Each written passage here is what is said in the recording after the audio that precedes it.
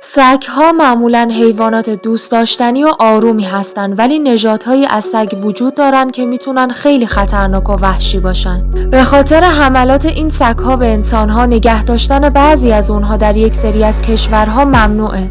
در این ویدیو 6 تا از خطرناکترین سگ‌ها رو بهت معرفی میکنم که مورد آخرم اونقدر وحشیه که نگهداری ازش واقعاً جرأت میخواد.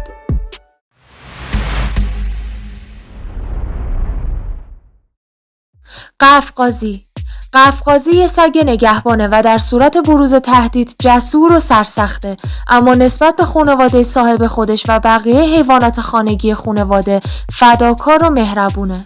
سگ‌های قفقازی جز دست سگ‌هایی هستن که به راحتی میتونن با گرگ‌ها و بقیه حیوانات وحشی مبارزه کنن. برای همین یکی از بهترین سگ‌های گله هستن. این سگ متعلق به شمال قفقاز، گرجستان، ارمنستان، آذربایجان و ایرانه. وزن جنس نر این سگ بین 60 تا 130 کیلوگرم و ماده اون بین 50 تا 80 کیلوگرمه. نگهداری این سگ در اروپا و آمریکا ممنوعه. داگو آرژنتینو. داگو سگی بزرگ، سفید و ماهیچه‌ایه و در آرژانتین پرورش داده میشه. این سگ اصولاً برای شکارهای بزرگ مثل گراز وحشی تربیت میشه. داگو جزو بهترین سگ‌ها برای نگهبانیه، چون از پس هر دزد و مهاجمی برمیاد، ولی نگهداری از اون برای تازه کارها خیلی سخته.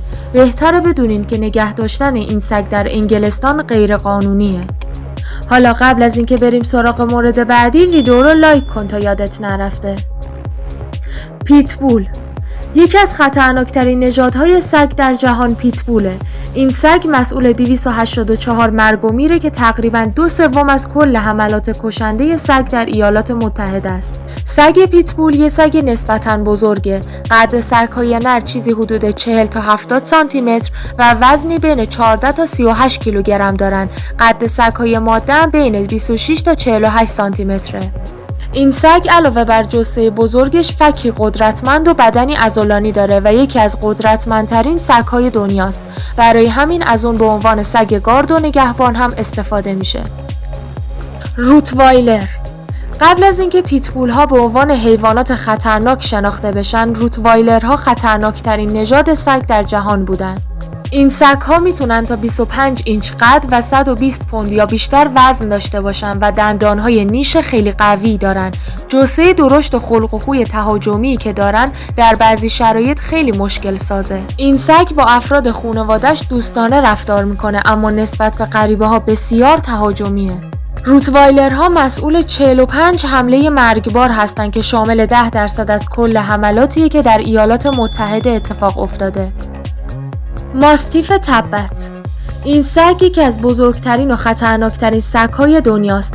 از این نژاد برای نگهبانی، شکار و گله‌داری استفاده میشه. ماستیف تبت بر اساس غریزه و حسش عمل میکنه و یکی از گرونترین سگ‌های دنیاست. طول این سگ به قیمت 2 میلیون دلار فروخته میشه. گرگاس. این سگ خطرناک از جفتگیری سگ‌ها و یکی از درنده ترین حیوانات یعنی گرگ‌ها به وجود اومده.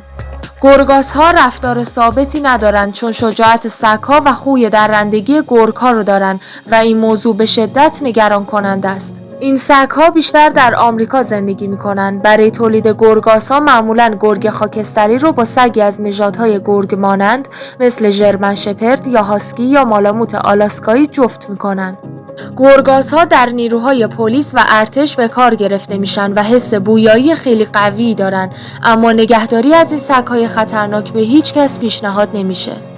ممنونم که تا انتهای ویدیو با من همراه بودین. اگه شما هم نژاد خطرناک دیگه ای رو میشناسین، حتما تو کامنت ها برام بنویسین.